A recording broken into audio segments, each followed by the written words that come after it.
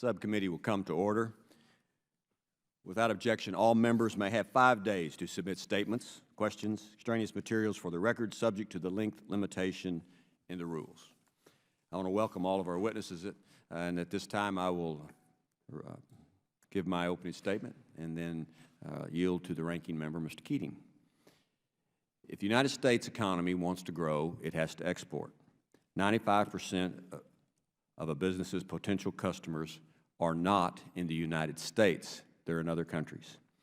The more foreign customers we can sell American-made goods to, the more jobs we create right here in the United States. Trade is the lifeblood of Houston and the state of Texas. Houston exports more than any other city in the United States. In Texas, more than 1 in 5 jobs are supported by trade. The Port of Houston, 50% of the economy of Houston, Texas, is based on the Port of Houston. The Port of Houston is an export port. It exports all types of items throughout the world. The question before us today, does the Export-Import Bank help U.S. businesses trade and grow exports in a global economy?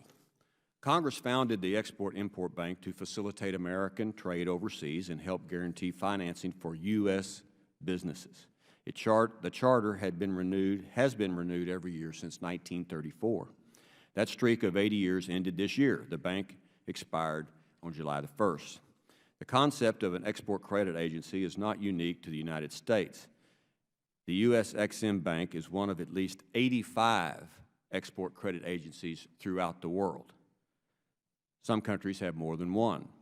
Supporters of reauthorizing Ex-Im Bank argue that eliminating the bank is tantamount to unilateral disarmament, putting U.S. companies at a competitive disadvantages with their competitors worldwide.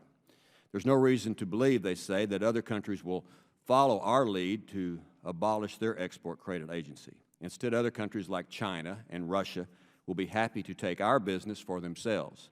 In the last 3 months, we've seen that start to happen.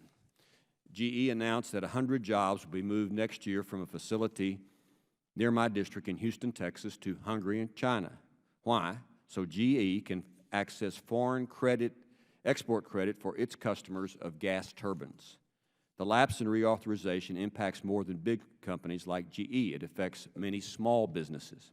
Cindy Lewis, president of Rayburn Incorporated, electronic connector manufacturer in Georgetown, Texas, put it this way, quote, "Maybe Boeing can weather a shutdown of the Export-Import Bank, but small businesses in Texas that make up nearly 90% of the transactions cannot."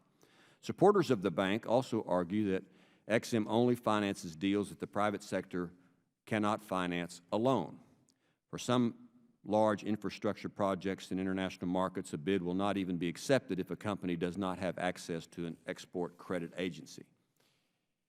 And some billion-dollar opportunities for American companies in international markets require the availability of export credit before they will even entertain a bid. Without Ex-Im Bank to level the playing field, supporters say American companies will continue to lose out to foreign competitors backed by aggressive government support.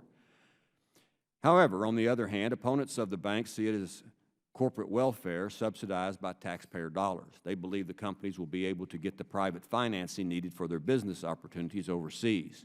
In a free market, the United States government, opponents argue, should not pick winners and losers. While they admit that some people may lose their jobs, they also say this is a global economy and that companies moving jobs overseas, that will happen regardless of the Ex-Im Bank. They also say that this is only a minor fraction of U.S. exports, being only 2%. The bottom line is this: buyers overseas want American products, and no one innovates better than the United States worker. When a person combines the strength of the American spirit with a level playing field, American companies can win and can compete. The purpose of this hearing is to find out whether the unilateral eliminating of the American Ex-Im Bank has put American export industry and jobs at a global disadvantage. And I will now yield to the ranking member from Massachusetts, Mr. Keating. Thank you, Chairman Poe, and thank you for the timely and urgent, may I say, hearing we're having today on the Ex-Im Bank. It's important to recognize, first of all, that the Ex-Im Bank is an independent, nonpartisan agency that's helped finance the export of American goods and services for over 8 decades. Not only does the agency operate at no cost to taxpayers, but it's been it's very prolific in sustaining $1.5 million and increasing our private sector jobs back here at home. It produced funds each year without any participation of taxpayer funding. Yet today, partisan politics has allowed this important tool of American business interest to lapse. Since its expiration in June, our businesses and workers have been placed at a disadvantage to their international competitors, and American jobs are moving overseas. This month, 2 major American job supporters announced that they're forced to send jobs overseas due to the EXIM Bank's expiration and the ongoing battle over its reauthorization. At the very least, 500 Americans will lose their jobs, and this is only the beginning. Small businesses and businesses that do exporting are in need of certain protections to tackle the new markets and the expanding markets that are there, creating the most growth in jobs in the U.S., with nearly 60 other export credit agencies around the world trying to win jobs for their own countries. EXIM Bank helps level the playing field for American businesses, contributing to decreasing our trade deficit and encouraging exports. This agency ensures that U.S. companies do not lose out on a sale because attractive financing exists in foreign countries. Now, I have been to the Port of Houston that the Chairman has mentioned. If you just visualize the scope of that and the international commerce that's coming through that, you can see at one glance the impact of our not being able to be competitive with other countries. But you don't have to go to the Port of Houston to see that. You can go to each and every state in the United States. One of our witnesses, Mr. Thompson, is here from my home state, and he comes from Plymouth, Massachusetts. And we could have witnesses from every state in the Union here testifying today as to what the EXIM Bank does. In Massachusetts, the EXIM supported over $3 billion in exports and 22,000 jobs, while on a whole the country has had $235 billion in exports that are supported by the bank. However, as a result of the lapse of authority on July 1st, EXIM has halted all activities on new and pending applications. Since then, over 400 insurance policies, many of which were predominantly small businesses, have expired, totaling over $490 million in that period. What's more, at the time of the lapse, more than $9 billion in transactions were sitting in the pipeline. Last May, the Chairman and I held a hearing on the important role of trade and promotion agencies. We were joined by business owners and supporters from both sides of the aisle in discussing the critical role of EXIM and the imperative to reauthorize its role. And we were warned of the job losses and disadvantages that would result in such a lapse. Regrettably, we are now starting to see those predictions come true. So I welcome the testimony and the insight of our witnesses today and look forward to the conversation that will ensue. And it's my hope that today's hearing will serve as a resource for all our colleagues who are not sold on the economic import of reauthorizing this agency. It's a critical and urgent hearing. It's timely, and I hope it produces a swift result in reauthorizing the bank. With that, I yield back, Mr. Chairman. Thank the gentleman. The chair will yield 1 minute to Mr. Heck from Washington for his opening statement. Thank you very much, Mr. Chair. Might I just begin by extending my sincere appreciation to both you and the ranking member for the privilege to sit in and participate in this committee. I am not a member of this committee. I am instead a member of the Committee on Financial Services, which is the general committee of jurisdiction for this issue, and one with which I have incredible familiarity and a long effort. I want to make just one point as it relates to the impact on the economy and businesses. Much is often made about the fact that the Boeing company is the major user of the Export-Import Bank. Not much is made about the fact that the Boeing company doesn't actually make airplanes. They don't. They design and assemble them. The people who actually make the airplanes are the 15,000 businesses in their supply chain, 6,000 to 8,000 of which are small businesses, and that's who will be hurt most by our failure to reauthorize the bank. Thank you again, Mr. Chair, very much.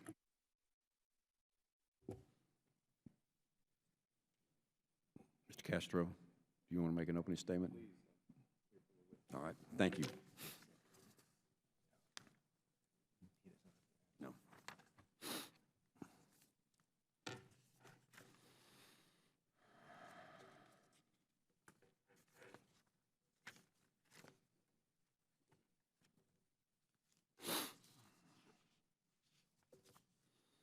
Chair will now introduce the witnesses and remind the witnesses that you have 5 minutes. We have all of your statements made part of the record, and then after the witnesses ask or make their comments, the members of the committee will ask questions.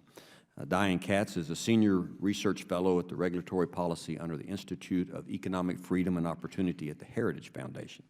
Prior to joining Heritage in 2010, she served as Director of Risk, Environment, and Energy Policy at the Fraser Institute.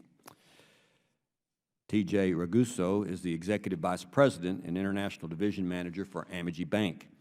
He has 23 years of experience in trade finance, letters of credit, commercial lending, and international correspondent banking. Tyler Schroeder is a financial analyst for Air Tractor in Texas. He works directly with Exim Bank and their U.S. commercial banking partner to facilitate the sale of Air Tractor's foreign receivables and assignment of Exim Bank insurance coverage. And Dr. Lauren Thompson is the Chief Operating Officer at the Lexington Institute. He previously served as Deputy Director of the Securities Study Program at Georgetown University. Welcome to all of you. Ms. Katz, you may proceed. Thank you, Mr. Chairman, Ranking Member Keating, and members of the committee. I appreciate your invitation to testify this morning. My name is Diane Katz, and I am a Senior Research Fellow in Regulatory Policy at the Heritage Foundation. The views expressed in this testimony are my own and should not be construed as representing any official position of the Heritage Foundation. My testimony will address whether expiration of the Export-Import Bank Charter is affecting U.S. trade. The short answer is no. As I detail in my written testimony, there is no shortage of private export financing, and the primary beneficiaries of XM's subsidies continue to secure billions of dollars of new orders without it. For small businesses in particular, there are numerous other state and federal programs to facilitate exporting, not that they are necessary. Bank proponents have spent tens of millions of dollars trying to convince you that XM is a lifeline for American jobs. But export subsidies do not create or even support jobs. They simply redistribute them from unsubsidized firms to subsidized firms. It is also important to recognize that XM finances a meager 2% of all U.S. exports. That means, of course, that 98% of exports rely on other forms of financing. And as the chart before you illustrates, it is private financing that drives export growth. Some members think that the charter should be reauthorized because XM is helpful to business in their district. But helpfulness does not justify government superseding a fully functioning export finance market, particularly when the subsidies produce more harm than benefit overall. Were helpfulness the proper standard, the size and scope of government would be boundless, as it is in, say, China. Instead, there are a great many tax and regulatory reforms that would help many more businesses to a far greater extent. As it is, the federal government backs an astonishing 60% of all financial liabilities in the U.S. The Federal Reserve Bank of Richmond, which monitors this expanding safety net, has dubbed the exercise the bailout barometer. In analyzing whether the charter expiration has impeded trade, we must identify the primary beneficiaries of XM programs. That turns out to be a select few multinational conglomerates. Between 2007 and 2014, more than 51% of XM subsidies benefited just 10 corporations.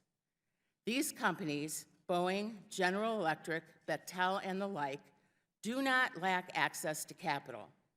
Some even run export finance divisions of their own. And most of these industry titans also have billions of dollars of back orders that will keep them busy for years. The foreign firms that receive most XM financing are likewise corporate giants that primarily purchase products from other conglomerates, not mainstream businesses. A tremendous amount of media attention has largely focused on the supposed travails of small businesses without XM. In actuality, XM has assisted less than 0.5% of small businesses, and even that number is overstated, as detailed in my written testimony. The small businesses that have benefited from XM in the past can instead tap the private financing sources used by the vast majority of their brethren. Consider this: small and medium-sized businesses account for 98% of all exporters, and exports have reached record levels of late. Obviously, then, access to financing is not a problem. In the event a business cannot access private capital, it can still export through wholesalers or associate its operations with larger firms or global supply chains. Notwithstanding all the fear-mongering about the loss of XM subsidies, finance costs are only one among a variety of factors that affect a purchaser's choice of supplier. Availability, reliability, and stability all play significant parts in purchase decisions, and there should be no question that American ingenuity can trump the export subsidies doled out by foreign governments. It is, of course, understandable that XM beneficiaries want to keep their subsidies, but the impact on the rest of the economy cannot be overlooked. Because XM lowers operating costs for foreign businesses, all the American firms without subsidies suffer a competitive disadvantage in the global market.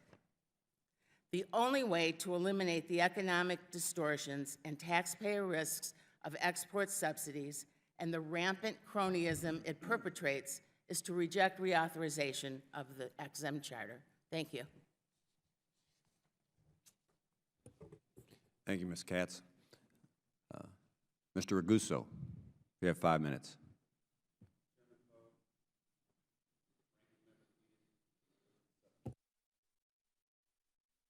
Is that microphone on? Thank you for the opportunity to appear before you this morning. Amegy Bank is a commercial bank with offices in Houston, Dallas, and San Antonio.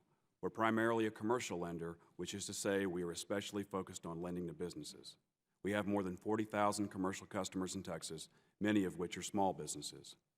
As a bank with a regional focus, we make loans that reflect the markets we serve. We have a strong energy focus, but our lending supports many industries, including manufacturing and service. Trade is important to our bank, as Texas has been the largest exporting state for the last 12 years and accounts for roughly 12% of U.S. exports. Amegy Bank has a significant presence in Houston, the largest exporting city in the U.S.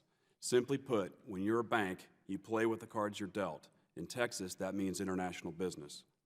Amegy Bank has used XM programs for over 20 years. Last year, Amegy Bank authorized more than $100 million in XM guaranteed loans in Texas, 60% of which were to small businesses. Exporting provides revenue diversification to our customers and to the economy. This is especially true when conditions are weak in the domestic market, as they are now. As we saw in the last downturn, XM utilization increases when the economy is in recession. We see an increased need now given the impact of lower commodity prices and reduced global trade. Access to commercial bank borrowing is critical to a company's competitiveness. However, lending to an exporting company presents additional risks. Some of these risks include foreign receivables, geopolitical risk, unfamiliar legal system, and longer delivery or payment terms. Amegy Bank uses the XM Working Capital Guarantee Program to mitigate these risks because bank credit policies require a conservative view of international risk and restrict borrowing against export-related collateral. This means less money to our customers to finance their businesses. There is no equivalent private sector alternative for this program. EXIM complements rather than competes with Amegy Bank. Seika Supply and Services, an oilfield equipment exporter focused on the Algerian market, is an example of an Amegy Bank customer whose success depends on EXIM Bank. Seika encouraged me to share their story with the committee today. Seika exports 100% of its product and benefits from both an EXIM working capital loan as well as EXIM insurance. Over the last 9 years, Seika's revenues and export financing levels have more than tripled. EXIM programs have directly supported this growth. The words of Seika CEO Maher Touma explain it best. For us, it's not a cheaper source of financing. We're either in business or we're not. For us, it's the only financing option. No EXIM programs would lead to direct job loss at Seika and possibly its suppliers and logistics providers. These indirect exporters contribute to exports by supplying and supporting larger companies that are the ultimate exporters. Charter expiration negatively impacts both Amegy Bank and its customers. Most importantly, we cannot approve new deals or modify existing ones. One customer has a $33 million contract opportunity, but no viable private sector solution has been found. Charter expiration makes long-term planning difficult. Uncertainty about the availability and the cost of financing has made some customers reluctant to bid on new projects. Our customers invest years in developing international markets, so the effects of the recent uncertainty and charter lapse may be felt for years to come. Our customers already report increased competition supported by foreign export credit agencies, especially the Chinese. China's ECAs have financed more in the last 2 years than EXIM has in its entire 81-year history. The future of Amegy's existing EXIM loan portfolio is uncertain. Current deals remain in effect until maturity, when they must be repaid or refinanced through other sources. Given the lack of private sector alternatives, Amegy will look at each transaction to evaluate options, which will likely result in less financing available and increased cost. In conclusion, Amegy Bank uses EXIM programs to support Main Street businesses, and the loans approved by Amegy Bank have supported the creation of hundreds of jobs. We have never experienced a loss on an EXIM working capital loan, and our customers have paid over $8 million in EXIM guarantee fees over the last 18 years. Our customers need EXIM and have no confidence that global trade policy or unilateral disarmament will level the playing field. They're primarily concerned with winning the next deal, investing in their businesses, making payroll, and beating foreign competitors. No EXIM means fewer financing options, higher costs, and decreased competitiveness. The future of EXIM Bank matters to my bank because it matters to our customers. Thank you for allowing me the opportunity to present our views on this important subject. Mr. Schroeder. Good morning. Chairman Poe, Ranking Member Keating, members of the committee, I thank you for allowing me the opportunity to be here today to provide testimony on behalf of the 270 employee owners of Air Tractor Incorporated. Today I'm going to tell you the wide-ranging benefits that the Export-Import Bank has had on our business and to thousands of small businesses across the country. My name is Tyler Schrader. I am a financial analyst at Olney-based Air Tractor. Mr. Poe, you've been in Abilene for some time. You probably know where Olney is, but for the rest of you who don't know, Olney is the epitome of the middle of nowhere. We're 100 miles west of Fort Worth. We're 200 miles east of Lubbock. Air Tractor is a small business manufacturing firefighting and agricultural airplanes, more commonly known as crop dusters. We were founded in 1972 by a gentleman named Leland Snow. We're a small business. We have 270 employees, and since 2007, we've been 100% employee-owned. Like most small businesses in the country, we began by selling, producing, and marketing our product mainly to the domestic market. Up until 1995, we only exported 10% of our sales each year. Those were only facilitated through the requirement of cash in advance or an acceptable letter of credit. It was in the mid-90s that Air Tractor began to realize that our domestic market was becoming saturated, and that for the future growth of Air Tractor, the only option was to go overseas. We also realized at this time that the requirement of cash in advance was not an acceptable method to grow our export portfolio. We had to be able to compete on financing in country. Naturally, with little expertise in the global export finance arena, we turned to our U.S. banking sector to quickly find that no one was willing or able to give medium-term credit to our foreign small business purchasers. It was shortly after this that we were eventually led to the medium-term credit insurance program at the Export-Import Bank of the United States. Through this medium-term credit insurance program, Air Tractor is able to extend 5 to 7 year medium-term financing, normally in the form of a 5 to 7 year promissory note, whereas we purchase an insurance policy from the Export-Import Bank and attach it to this particular promissory note to defend us in the event of a default or economic risk. What this also does is allows us to quickly turn around and liquefy that paper by selling it to our U.S. commercial bank for cash. Air Tractor is a small business. We're not a bank. We do not have the capacity on our balance sheet to extend 5 to 7 year terms and then withhold that paper for the long term. We've been using the medium-term credit insurance program at EXIM Bank for over 20 years now.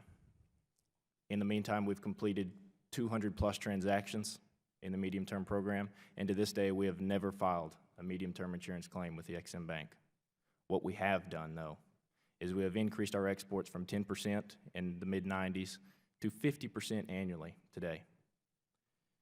We have also increased our employment base from 120 employees in 1995 to 270 today. We have over doubled our production. However, since the charter lapsed in June, Air Tractor has felt the pain. It comes at a time when our largest exporting market of Brazil is facing its own economic constraints. The Brazilian real is depreciating, the US dollar is appreciating, and it's becoming more and more expensive to purchase a US-based Air Tractor aircraft. At the time that the bank lapsed, we had 16 airplanes that were destined for our South American emerging markets, and they all required EXIM Bank financing. When the charter lapsed, Air Tractor scrambled to put a short-term patch together that included the private insurance sector. It was really to no avail. Of those 16 aircraft, thus far we have only been able to finalize the sale and export of 6 of those aircraft. Make no mistake that there is no alternative in the private sector for what EXIM Bank provides Air Tractor. I've sat here and I've told you who Air Tractor is, how we're impacted by EXIM Bank, how it's helped us succeed. I'd like to tell you a few things that Air Tractor is not. Air Tractor is not a deep-pocketed investor trying to push our own political agenda. Air Tractor is not a lobbying firm. We don't have a team of lobbyists up here for us talking to you guys. We do this on our own dime, on our own time. Air Tractor is a small business in a very small town of 3,000 people who has been able to create jobs through exports. Nobody sees Olney, Texas as a place that happens, but indeed it does. It does. It's in small town America. We can do this, and EXIM Bank is the tool that allows us to do this. Please, let us continue to do that. Thank you. Thank you, Mr. Schroeder. Dr. Thompson. Thank you for the opportunity to be here today. I've been asked to assess the consequences of failing to reauthorize the EXIM Bank, which, as you noted in your opening remarks, has been a significant contributor to U.S. trade competitiveness for 8 decades. The bank's authority to extend new credit only lapsed 4 months ago, so it's a bit early to assess all the fallout. My statement will focus on consequences that can be confidently predicted in the years ahead if no reauthorization occurs, and therefore the bank has to wind down its programs. Near as I can tell, there will be no positive consequences, no gains to the United States from losing EXIM. Taxpayers won't save any money because EXIM already pays for itself. The government won't get smaller because other steps will need to be taken in order to level the playing field for U.S. exports. And the economy won't become more competitive because it will operate at a disadvantage with countries that still offer export credit. So the consequences of shutting down the Export-Import Bank are negative for pretty much everybody except perhaps our trade rivals. I will therefore devote the balance of my remarks to what America will lose if EXIM permanently ceases operations. First, we will lose America's sole export credit agency. Every major trading nation has a government agency dedicated to mitigating risk and facilitating finance and international trade. America would be the only big industrial country without such an agency, leaving its exporters dependent on private lenders who have already stated that they will not fill the vacuum created by Ex-Im's demise. Second, we will lose global market share in key industries. Many overseas buyers require government guarantees as a condition of bidding, which U.S. exporters could no longer secure. Even if such guarantees were not required, foreign customers would find it easier to obtain financing on favorable terms from countries with export credit agencies.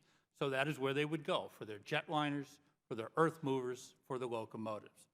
Third, we will lose more ground in the U.S. trade balance at a time when America's non-petroleum trade balance is already the worst on record.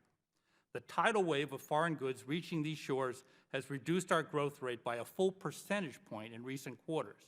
In other words, instead of having 2.6, we could have had 3.6. But allowing Ex-Im to die would make that problem even worse. Fourth, we will lose tens of thousands of jobs as companies like Boeing and General Electric, and by the way, Boeing is not a multinational conglomerate. It sources 80% of its content in the United States. We will see Boeing and GE, the big companies, have to move overseas in order to remain competitive. Hundreds of small companies will simply cease exporting. Initially, the job losses would come within the companies and among their suppliers, but there will be additional job losses because all the money that export workers spent on grocers, on teachers, on policemen, on dry cleaners in their communities, that will be reduced, and so there will be ripple effects. Fifth, we will lose even more of America's domestic manufacturing base, which once was said to be the arsenal of democracy, but now has shrunk to barely 12% of our economy. It simply isn't feasible anymore for big manufacturers to achieve economies of scale without having sizable overseas sales because, as the chairman said in his opening remarks, 95% of the world lives outside the United States. So when financing for foreign trade is impaired, the whole enterprise suffers. Sixth, we will lose the most important ally of U.S. commercial banks and other private lenders in assuming the risk of financing foreign trade. Almost all of Ex-Im's transactions, 98%, involve commercial financial institutions. And in many cases, those institutions could not participate without Ex-Im loans, guarantees, or insurance.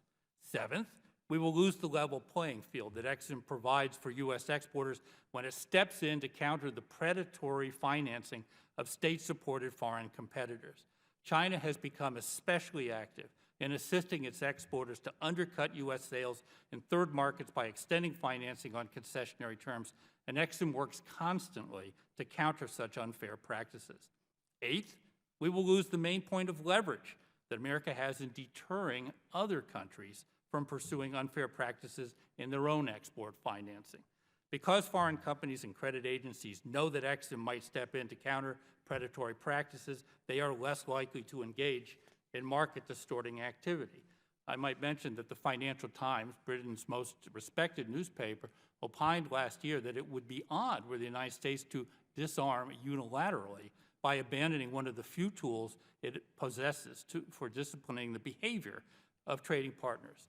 Ninth, we will lose one of the very few agencies in Washington that is a bargain, an agency that doesn't cost taxpayers a cent and in fact sends hundreds of millions of dollars to the Treasury every year while sustaining thousands of jobs in the export sector.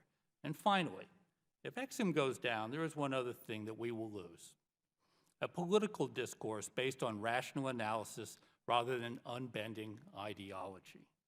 The arguments for killing Ex-Im are illogical and they are fact-free, whereas the case for keeping it is empirically and analytically overwhelming.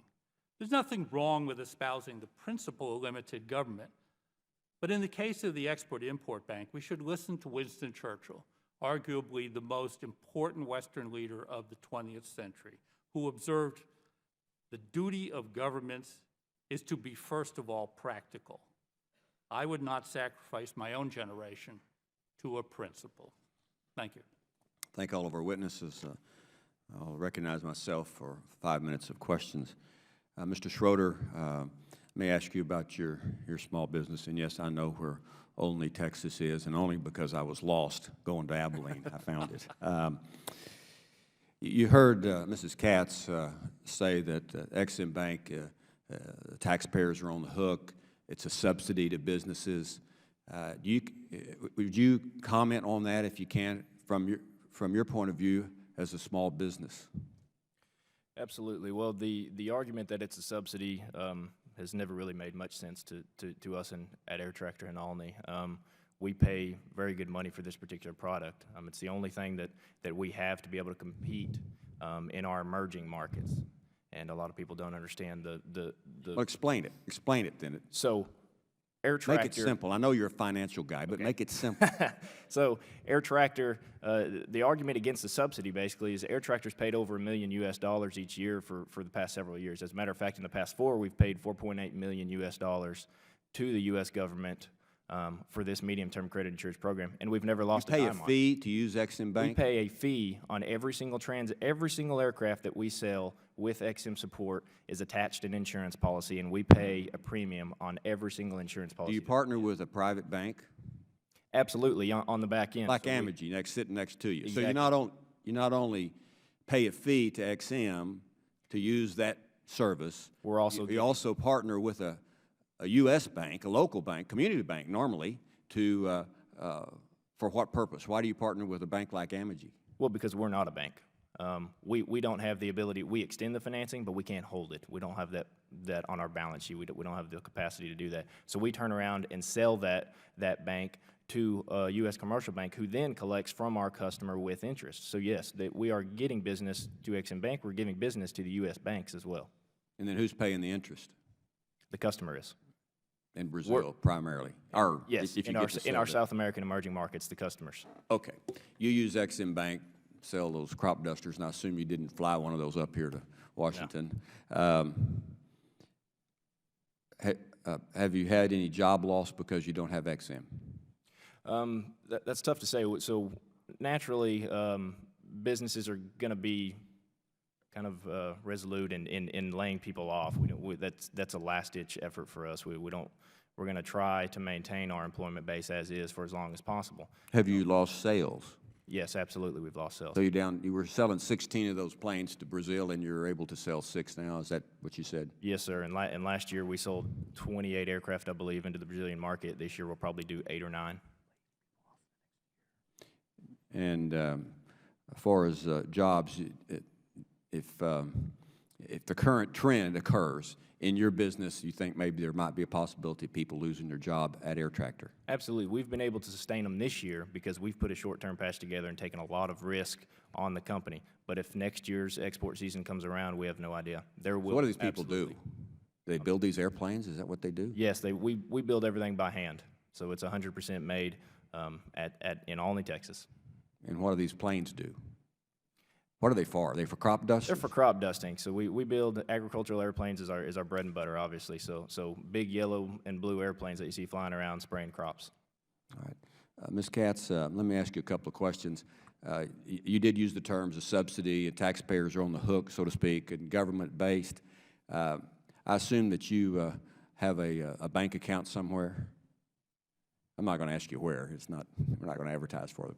Now, whatever you have put in that bank as an individual, the federal government guarantees that deposit up to $250,000. That's right? So isn't that a government-backed program of financing, but for an individual at an American bank? Isn't that a government-backed program, the FDIC? It is, and it's one that I would argue could be better managed through the private sector. And you don't have a problem. If I could explain what the subsidy is. Excuse me, I'm reclaiming my time because we only have a few minutes. It's an insurance program that if the bank goes insolvent, that the customer, the depositor, the federal government will back that deposit up to $250,000. It's a government-backed program for an individual. I don't know that Americans have any problem accepting that insurance program. And Mr. Ragusa, last question. Isn't that what Ex-Im Bank does too? It insures a loan on a project but goes through a private bank as well? It does. It does. Premiums are paid or guarantee fees are paid, And this is the kind of the risk sharing that happens between a private bank and the Ex-Im Bank. My time has expired. I'll yield to the gentleman from Massachusetts, Mr. Keating. Thank you, Mr. Chairman. I think, Mr. Schrader, if we're flying one of your planes over our district, one of the things you'd see is these huge crops of red that are cranberries. And when you're talking about big conglomerates, I just want to share briefly the experience of the cranberry industry, whether it's Massachusetts or Wisconsin. They've been successful in terms of supply.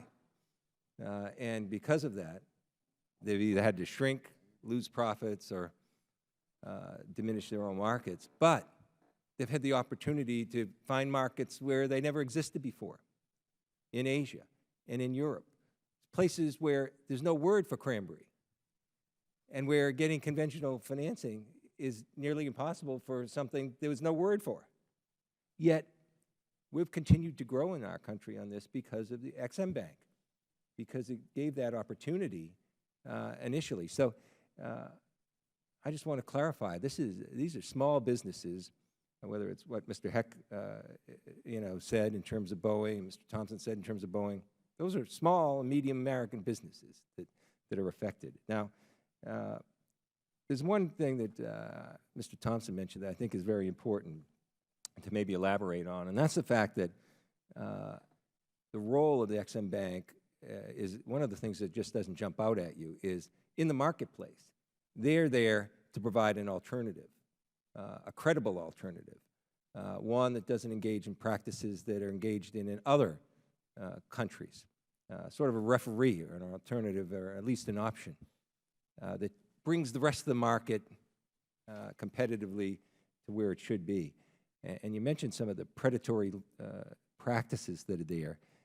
In the absence of Ex-Im, what kind of actions do you think, and unfair advantage is a better word maybe, that some of these foreign export credit agencies, what would they have over American businesses? And what are the kind of things you see or you would see more of in terms of these predatory practices if there wasn't an Ex-Im alternative? Congressman, because we are now a relatively small part of the global economy, barely 20% of economic output around the world, we have to sell overseas in order to achieve the economies of scale necessary to be on pricing parity with foreign competitors. But what will happen is if there is not access to Ex-Im loan facilities, guarantees, and so on in countries that are considered high risk, like Pakistan, like Ethiopia, like nearly 100 other countries you could mention, then they will just naturally turn to the Europeans, they will turn to China. And so locomotive sales from Erie, Pennsylvania will dry up to a point where they will no longer be competitive. China has recently, with its own Export-Import Bank, proposed to lead the construction of high-speed rail in California, because they are willing to front the money to do that. Small companies, even medium and large-sized companies, can't compete with a foreign government. They have to have the assistance of the U.S. government, particularly in those markets where it is not feasible for the local economic system, the financial structures, to support a large-size loan, or where it's just outside the risk profile of the private sector. In that regard, I would like to just mention this is not a subsidy. The World Trade Organization requires that export credit agencies be self-sustaining, so they will not be subsidies. Well, thank you. And Ms. Katz mentioned that 98% of the reason that business transactions occur aren't dealing with the Export-Import Bank. And I'll take our country and place it competitively against these countries any day on that 98%. But because of this one leverage point, we're not getting on the playing field to compete. We're not allowed to compete on the 98% of the reasons people choose from another country to buy American products. And that's the critical point. And I think Mr. Ragusa mentioned this a little bit too, or Mr. Thompson. This program also helps support traditional private American financing because there is available financing, but a lot of that wouldn't exist if the Ex-Im Bank wasn't there for that one That's exactly right. That one space that's necessary in A the typical transaction. EXIM transaction is brought to the bank by a private lender. They just need the support of the EXIM Bank in order to achieve an acceptable risk profile. Like, for example, if there's a danger somebody in Pakistan will default, EXIM will guarantee for a fee that default would be covered. It's not a high risk. They make a big profit every year, but because they are willing to make that guarantee, the private lender can extend the credit knowing that it's not outside of what they are allowed to So the assume private away risk. financing, this helps the private financing stay in the U.S. Exactly. banks, not in foreign banks. I yield back. Thank the gentleman. Without objection, the chair will introduce into the record statements by 80 business owners throughout the United States and how EXIM Bank affects them and/or the failure to reauthorize has hurt their businesses. The chair will now recognize the gentleman from Pennsylvania, Mr. Perry. Thank you, Mr. Chairman. Mr. Ragusa, what risk does the bank accept in partnering with EXIM and a business like Mr. Schrader's? Right. So, I'll speak primarily from the perspective of our bank and the programs that we use.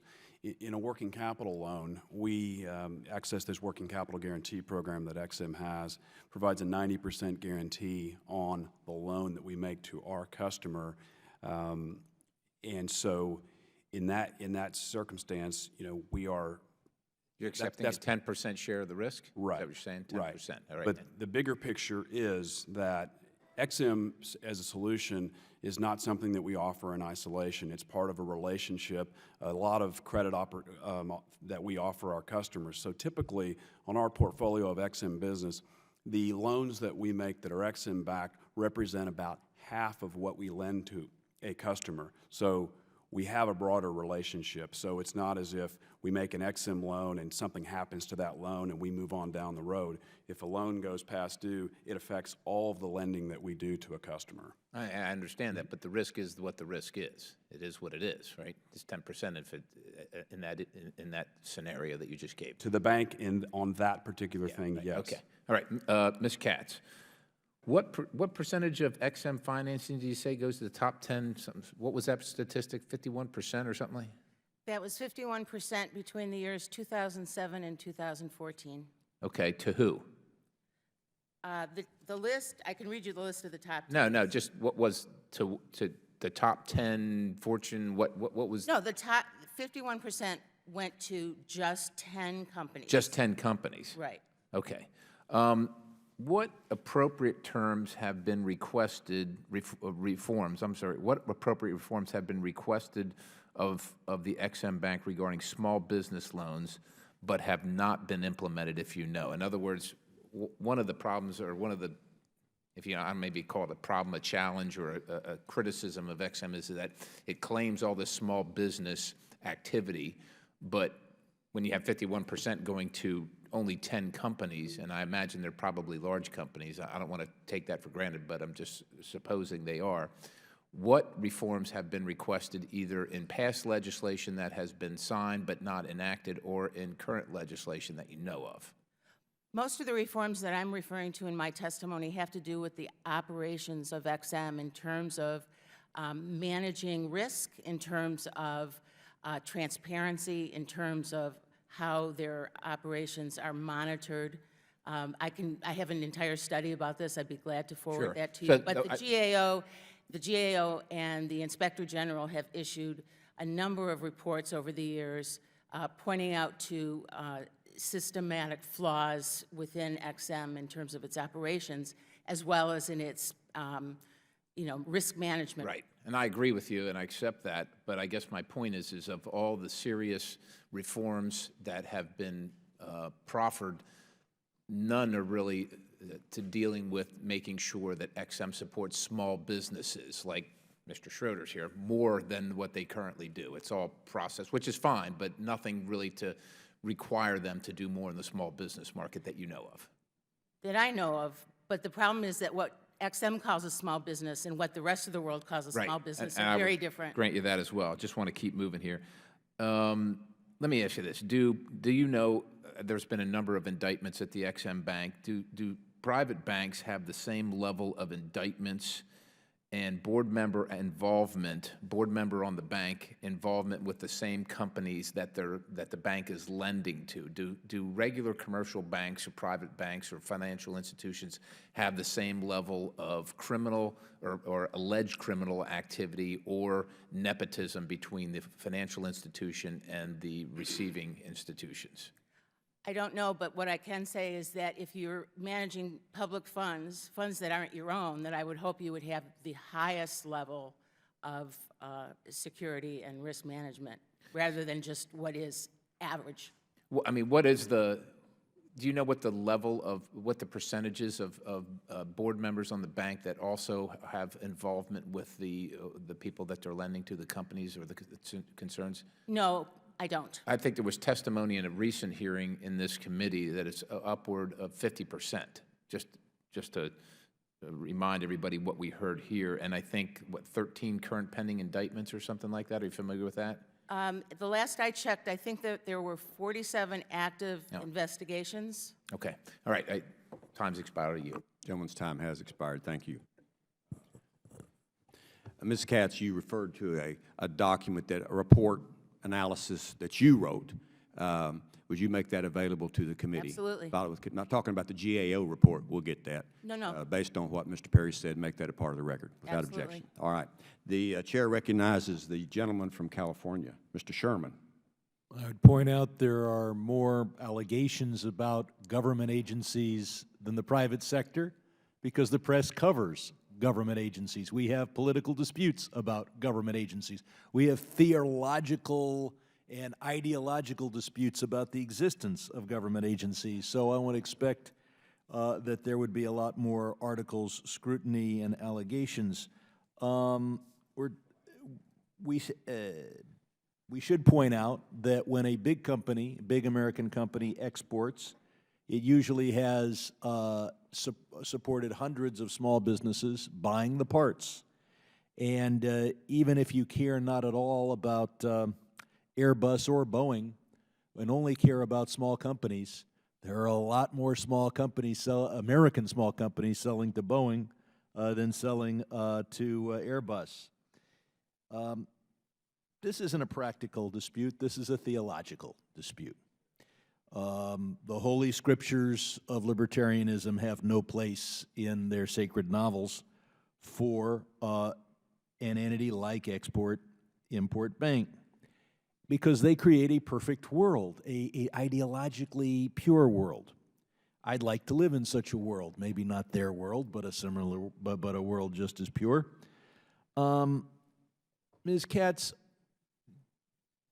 why should the United States, what is your organization doing to cause Europe and Asia and China to drop their finance authorities? Or do you really imagine a world in which every one of our competitors has subsidized financing and we don't? Well, first I'll say that I don't base my policy recommendations on what I imagine, but what the empirical evidence shows me.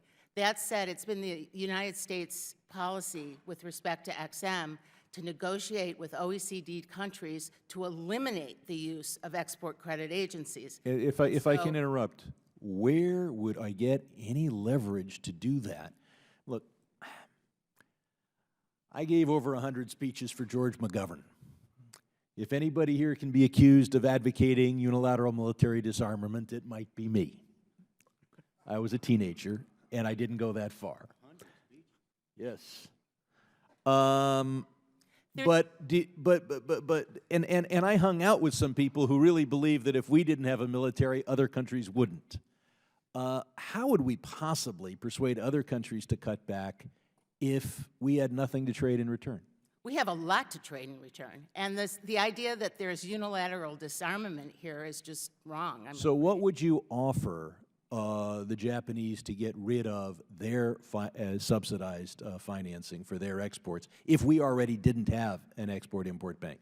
Should we? I'm not going to try to make. Should we write them a check every year from the taxpayers? Make the Chinese do anything. What I am going to say is that the United States is better off than Japan is if we don't offer subsidies, because you know, the subsidies on the whole detract from the overall economic benefit of countries. So if Okay, so you're Yes. trying to sell a U.S. product, and you have a strong European or Asian competitor. The products might be equal. The price might be equal. One side's got conventional, has concessionary financing. The other doesn't. Why in the world would somebody fail to buy the foreign product if it was just as good and it came with better financing? Well, if it's just as good is open to a great question. Okay, but as I said before, Look, I love there's- American companies. Yes, all of our products are better. But If- the fact is that there are circumstances where we face tough competition and our product is just as good as the competitor, not better. this is sort of illogical, because if you're going to say that, then we should be financing every single product that we sell overseas. Only when we face concessionary financing and We competition. do with everything. In China, we cannot keep up with China's subsidies. And so We're talking here about export financing. I know where that. we face not only from one country like China, we face from every major competitor. And the idea that products don't sell because of the financing package, just watch a sports game. How many commercials are you going to see advertising this car or that car, U.S. and foreign, where the focus of the commercial is not on torque, it's not even on cup holders, it's on the leasing terms, it's on the financing terms. And I would say that it may very well be that a Ford and a Chevy are equal, but one comes with better financing you're terms. presuming that the decision on a product is made based on its financing. And as I indicated Everybody who's earlier, watching a sports game comes to that conclusion when it comes to buying what they buy with financing, and that's an automobile. I'm not so sure Gentleman's that's time has actually expired. true. Gentleman's time has expired. Chair recognizes another gentleman from California, Mr. Rohrbacher. Unilateral disarmament. My gosh, Brad, that's fantastic admission. It's an admission that I knew some people. All right. I'd like to ask our, I guess, is it right, Raguso? Did I pronounce this? Yes. Thank you. Mr. Raguso, we just came to the fact that you're, the bankers, in which you're representing the financial interest, take only 10% of the risk of these loans that are going to selected people who get this subsidy. What percentage of the profit of that loan does the private bank get? Right, so I guess to clarify, I'm speaking about one EXIM program. I mean, there are many, but the program that's used by my bank, which is designed to help small U.S. exporters export their product competitively and unlock collateral that would otherwise be unavailable Okay, to so them. that doesn't include the big guys then? What's that? It doesn't, you're saying it's just the small guys? Well, the 'cause way the big guys Yeah. are 51% of the loans, at least we know, go to the 10 major corporations, so I assume they're the big guys. But you're only talking about little guys then? I'm talking about, again, the programs that we access where, again, our customer is the U.S. exporter. Okay. You know, a lot of And what EXIM percentage of the profit do you get of those loans? Right, so after we charge an EXIM Bank fee, which ranges today, in today's world, anywhere from 1.25% to 1.75%. Right. You know, our bank makes the loan, and so those fees go to EXIM. We make the loan, and so Yes. the interest income on the Yes, loan but the is loan paid is, to the bank. 90% of the loan, of course, is being guaranteed. You have no risk whatsoever, but you assume 10% of the risk. How much of the profit from that loan goes to your bank? 100% of the profit. Oh, loan all goes right. to our So we get 100% of the profit, but 10% of the risk. I think there's a lot of businesses that would love to have that kind of relationship with the government. Why is it that certain businesses have that right, but other businesses don't? Right, so Is it just size? We're talking about every big business in America has that right to have that type of guarantee and subsidy, as Ms. Katz is saying? Oh, no, it's somebody has to select them. I wonder if they select people that are close to them. Oh, wait a minute, there's an investigation going on to that. You say 47 people are being investigated now, Ms. Katz, for some sort of conflict of interest there on choosing who gets those loans? Is that right? The nature of each of those investigations varies. Right, all right. Well, let me note, when, what we have here is, I'm sorry, we can call it principle if you want, but I think it's also practical that when we decide to set up a system in which certain people, like this gentleman, will get 90%, he'll get all the profit, but only assume 10% of the risk. I think that is an insult to the rest of the American people who are trying to be enterprises and have to assume all the risk for the things they do in order to make a profit. And Ms. Katz's arguments, I don't consider that to be philosophical. I consider that to be also something that's very practical in terms of the people who don't get the money, Well, Congressman, who don't get the subsidy. you understand that anybody go right can ahead. apply for these financial benefits if they comply with the standards established by Congress in the charter. Anybody can. No, it's anybody it's not a can't. selective awarding of benefits. You are, first of all, anybody can't get it. They have to be selected and go through the process. And as we have heard, it's possible that the people involved in the process might take their self-interest into consideration, which happens, by the way, every time you get a big government program. Let me one last note here, Mr. Chairman, and that is, how is this different than the actual guarantee that we put on people's bank accounts?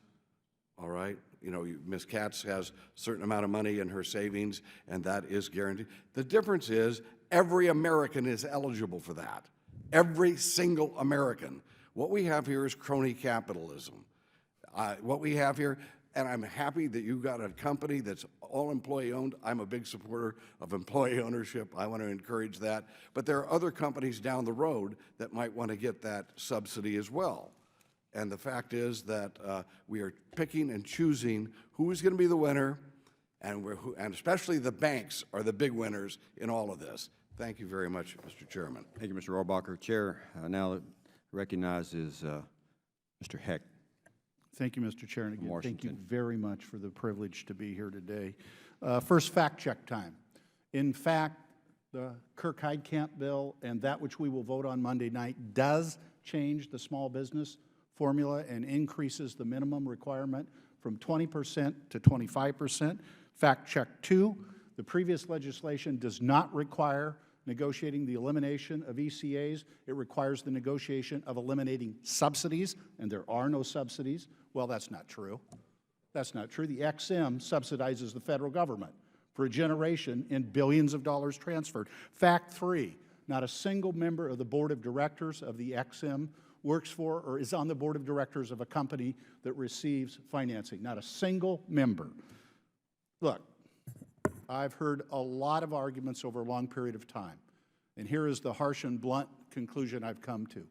To accept the arguments of the opponent is the equivalent, the moral equivalent, of looking Mr. Raguso and Mr. Schroeder in the eye and saying to them, you're either stupid or lying. And I absolutely know that that is not the truth today. In fact, Mr. Schroeder, there's no person on the face of the earth in the last 3 years who's listened to more witnesses on this issue. You have done the finest job of reflecting and representing your company of anybody I've ever heard. I commend you for your eloquence and for your heartfelt testimony. More importantly, you go home to Olney, Texas, and as a proud son of Texas, I want you to tell the 270 employees that an overwhelming majority of the members of the House of Representatives are not going to stop until we reauthorize the Export-Import Bank, including the chair of this subcommittee and the ranking member. Help is on the way, Mr. Schroeder. Dr. Thompson, first of all, it's 85% minimum domestic content, sir, if I may correct you. Secondly, the purpose of today's hearing is to discuss the impact on the economy of the disappearance of the XM. But insofar as this is the Foreign Affairs Committee, I'd like to actually take the conversation in a slightly different direction, and that is the issue of our nation's security and its defense. Let me lay out just a couple of three beliefs on my part. Some are facts, some are beliefs, and have you respond to the question. Boeing and GE constitute the heart of this nation's manufacturing base. And by the way, I don't know how often I have to say supply chain, supply chain, supply chain. An appalling lack of understanding of the private economy that there are 8,000 small businesses behind the Boeing company. Number two, China is now the second largest economy in the world and a fierce competitor of ours. Number three, China is aggressively involved in expansion of its interests through the building of islands and in the market. Codename C919, they're building a wide-body aircraft to compete with Airbus and the Boeing company. All that said, Dr. Thompson, impact on economy aside, is there an impact on our nation's security and defense if we indeed unilaterally disarm in the Export Credit Authority world? And if so, how would you describe it?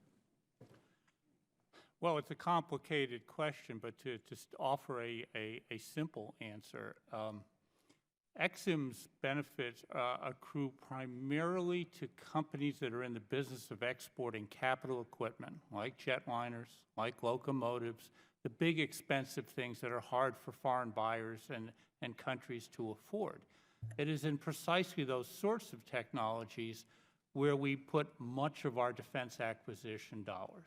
From some of these same companies. Right, exactly. In fact, there is definitely a multiplier effect and an economy of scale at places like Boeing, because a lot of our future aircraft for the Pentagon will be leveraged off of commercial transports. So if Boeing becomes less efficient, if it loses economies of scale, then it will cost the Pentagon more. At some point, though, you get forced out of markets entirely. I saw this happen in my hometown of Plymouth, where one after another the factories closed because of foreign competition. Not necessarily unfair competition, but you know, we live in a country where people don't make penicillin or flatware or rebar anymore. Eventually, you get forced out of markets entirely, and then your defense establishment becomes dependent on potential enemies for things it must have to win a war. Exactly. Thank you, sir. Would the gentleman yield for a question before your time is up? With the chair's indulgence, as I am out of time. Short question, Mr. Short Obama. question. You would concede that those of us asking tough questions do not assume that those people who disagree with us or have answers that we consider to be wrong, you would concede that we can respect people who we disagree with and don't consider them stupid or lying. I certainly respect you, sir, even though we disagree on a lot. Right, but you would understand. Gentleman's time has expired. You would agree that it's not The part of gentleman's our. time has expired. Thank you very much. Chair recognizes the gentlelady from Wisconsin for 5 minutes. Thank you so much, Chairman Poe, for this extraordinary opportunity to sit on this panel. I want to thank the witnesses for appearing today for this very important discussion of our economy.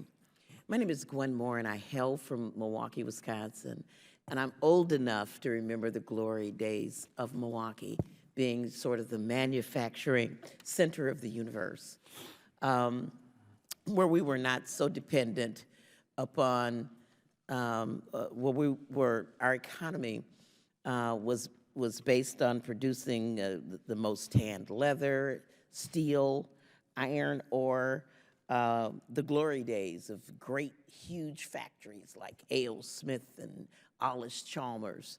And so now Milwaukee still relies on manufacturing, but it's struggling.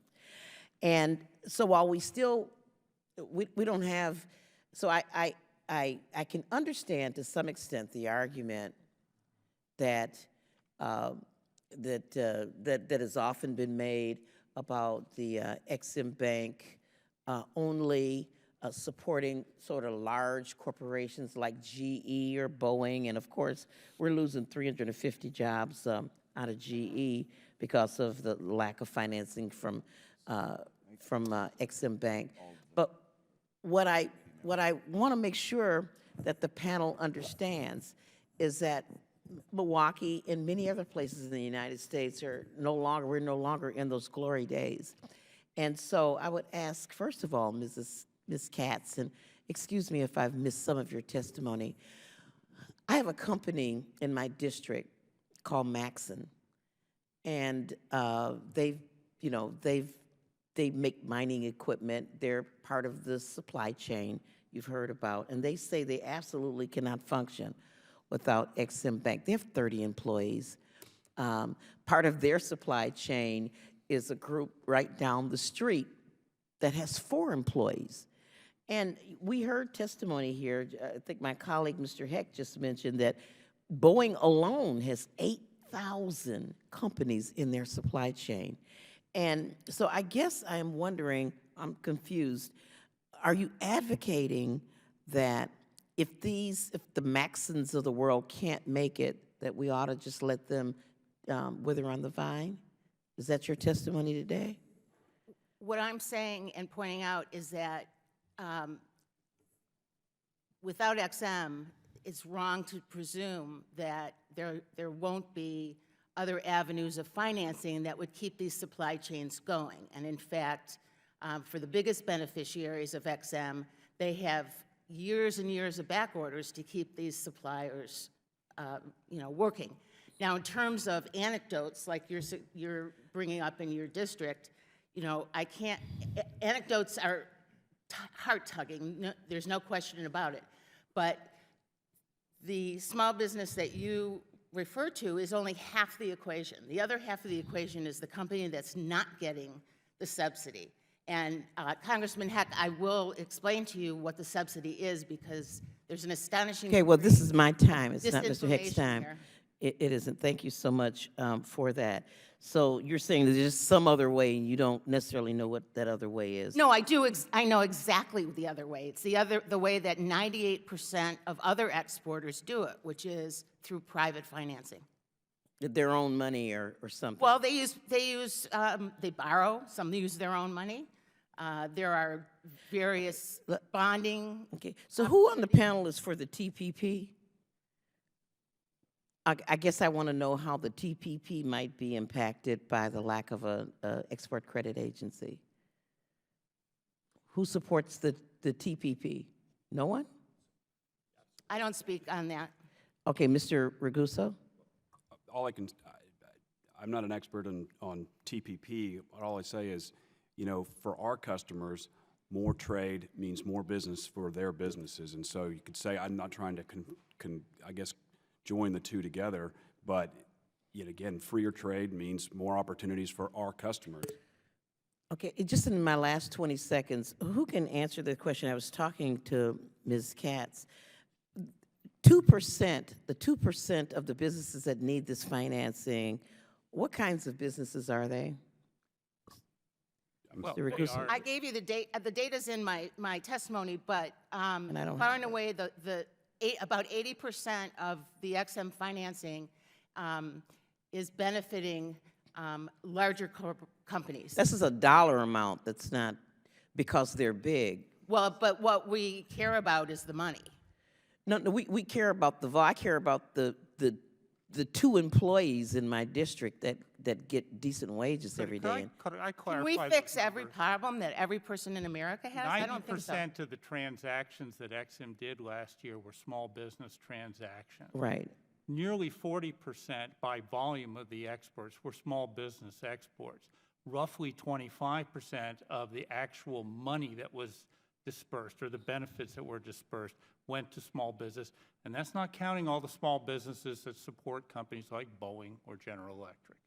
Thank you so much. My time has expired. I want to thank the chairman for his indulgence. I thank the members of the committee and the guests of the committee that came to inquire about this issue. I think the testimony of all 4 witnesses was excellent. Appreciate your expertise in this area. And this subcommittee is adjourned. Thank you again. Thank you.